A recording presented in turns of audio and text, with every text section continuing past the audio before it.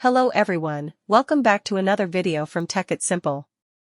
In today's video, I'm going to show you how you can log into your Sayer account.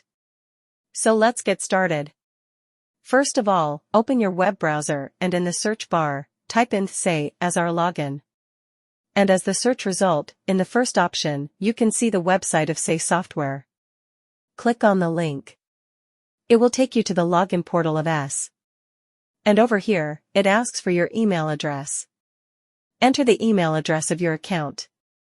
And once you do that, in the password box, enter the password of your account. After that, click on the Sign Me In button. You will be logged into your Sayer account. And in case if you guys forgot your password, you can click here, Forgot Your Password, to reset it. So that's how you can log into your Sayer account. This much for this video. If you find our video helpful, please leave a like.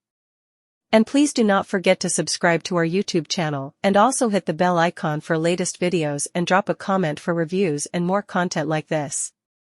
I will see you guys again in our next video. Thank you for watching.